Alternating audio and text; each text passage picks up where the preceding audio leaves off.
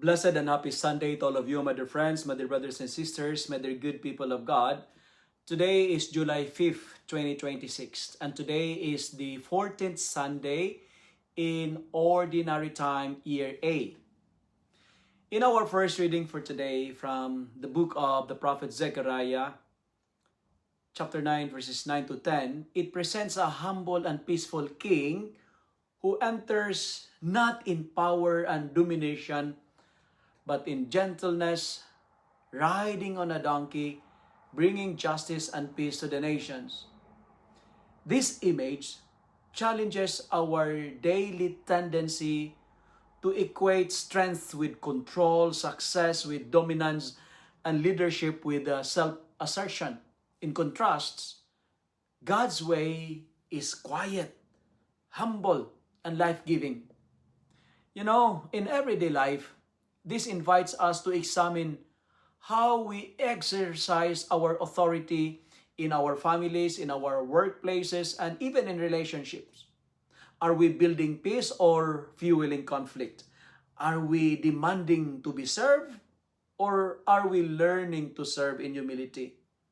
Christ, the King, teaches us that true greatness is found not in force, but in love. In love that chooses humility even when it is not recognized or rewarded. And today's second reading from the letter of Paul to the Romans deepens this vision by reminding us that we are no longer living according to the flesh, but we are called to live in the Spirit of God who dwells within us. This is not a spiritual idea, but a daily struggle and decisions to let the Holy Spirit guide our thoughts, to let the Holy Spirit guide our choices and reactions. In practical life, my dear friends, this means resisting impulses of anger, impulses of selfishness and revenge, and instead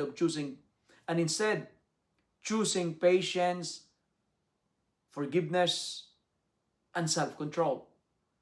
The same Spirit who raised Christ from the dead is at work within us, giving us strength to overcome what weakness or what weakens us in order to live in a way that brings life, not destruction.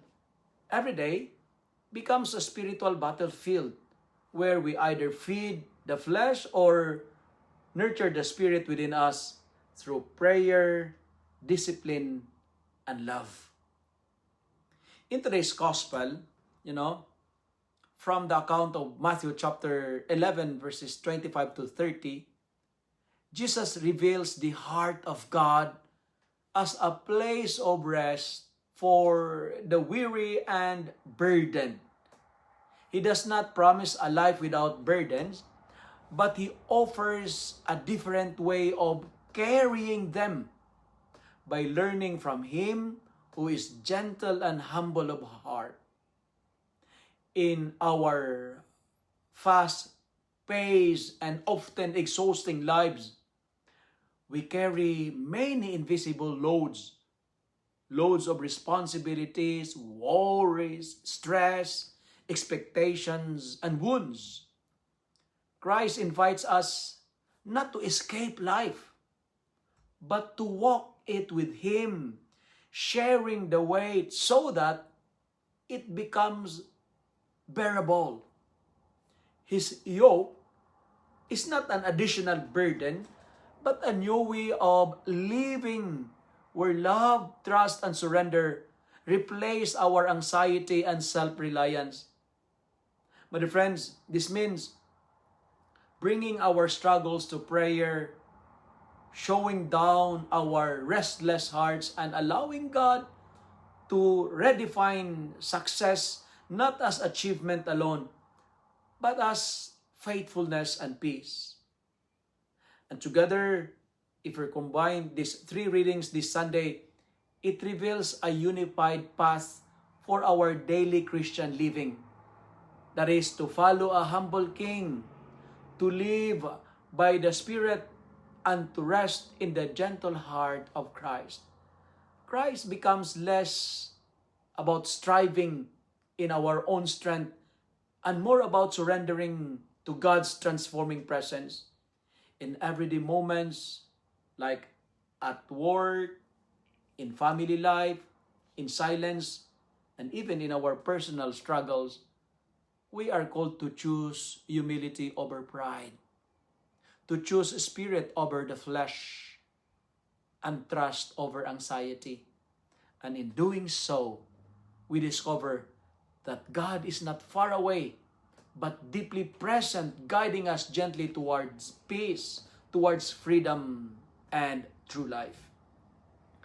Let me end my reflection with 3 P's on how to secure rest.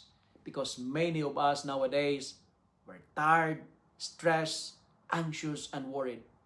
Number 1 P, prayer. True rest begins in prayer. Coming to Jesus with honest hearts, laying down our burdens, and allowing His presence to calm our restless spirit. And the 2nd P, the posture of humility. Jesus is gentle and humble of heart, and we find rest when we adopt the same posture, letting go of pride, letting go of control and self-reliance, and learning to trust God's ways. Be humble. And the final P, partnership with Christ. Rest is not isolation, but walking in partnership with Jesus. When we take His yoke, when we carry it, we no longer carry life alone. It's a partnership. We move with Him, and our burdens become lighter because He shares them with us. My dear friends, today's gospel reading reminds us that true, real, and authentic rest then is not inactivity. It is a life lived with Christ, in Christ, and through Christ.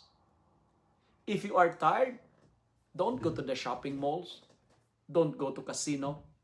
Don't look for any places that gives you pleasures or any hedonistic activities. When you're tired, don't sleep. Don't smoke. Don't drink.